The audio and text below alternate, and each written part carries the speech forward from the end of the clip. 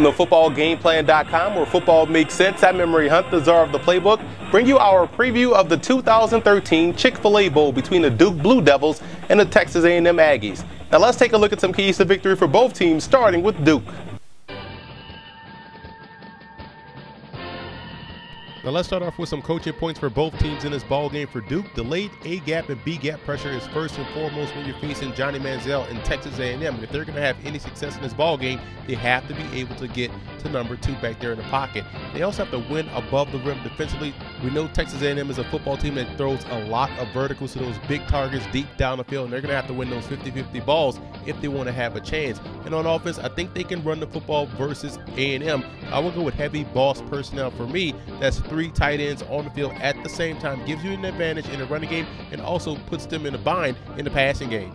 And for Texas A&M in this ball game, they have to get running back Ben Molina involved early and often. I think that's how they can have some success throwing the football off of play action. You got to be able to run the football a little bit more with Molina. He's a guy that's definitely a breakaway threat. Now, I would say on defense, you have to get better run fits if you want to stop the Duke Blue Devil offense. That's what's going on right now in A&M. They're not getting good run fits, and teams are able to gash them on the ground. You have to avoid the temptation of playing hero ball, trying to go for the knockout blow early. Play your game, play consistent, and play efficient, and you can have some success.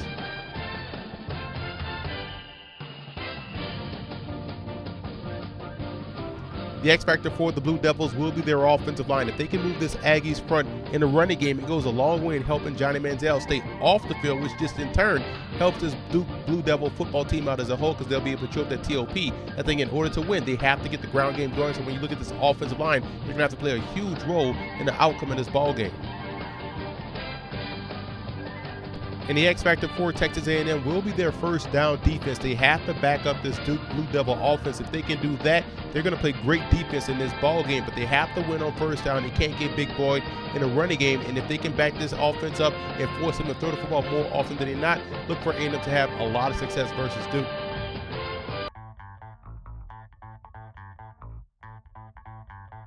Now here are some 2014 draft prospects you want to watch out for in this ball game for Duke. Only one guy that's a senior that's a draftable prospect. You look at Ross Cockrell, outstanding cornerback, 6 feet, 190, does a great job in man or off coverage. And for Texas A&M, quarterback Johnny Manziel may or may not declare, as well as Mike Evans. Both guys are redshirt sophomores, but when we look at their offensive line, 2 outstanding tackles in Jake Matthews and Cedric Abuhi. And also in the backfield, Ben Molina has that breakaway speed that not only makes him a threat as a running back, but also catching passes out of the backfield. And he also has the added benefit of being a returner, both kick and punt return.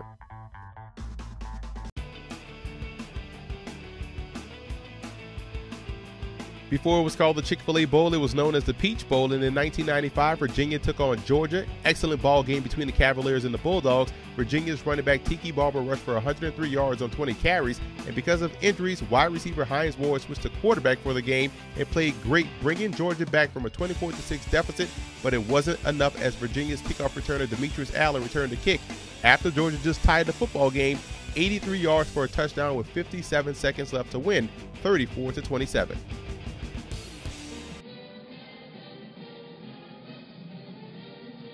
In the 1995 Sugar Bowl, Duke took on Alabama, and the Blue Devils came into this ball game ranked 11th in the country, facing a Crimson Tide team that was 5-1-2 on the season, and Duke fell behind 19-7 early before running back Tom Davis was able to help the Blue Devils pull away late, 29-26.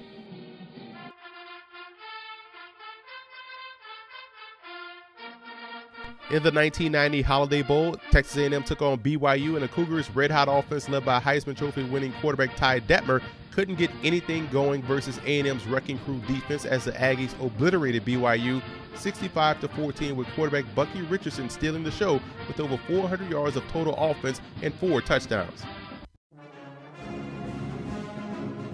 Quarterback Bucky Richardson is definitely a campus legend. He went 24-6-1 as a starter throughout the course of his Aggie career. Played there from 1988 to 1991, was an all-conference performer, and also led the Aggies to 2 Southwest Conference championships, and finished his Aggie career with nearly 2,100 yards rushing, which at the time was a record for the conference. Before he went on to an NFL Hall of Fame career, George McAfee was an outstanding performer for the Duke Blue Devils from 1937 to 1939. Nicknamed One Play McAfee because of his blazing speed and his ability to flip field position instantly whenever he touched the football.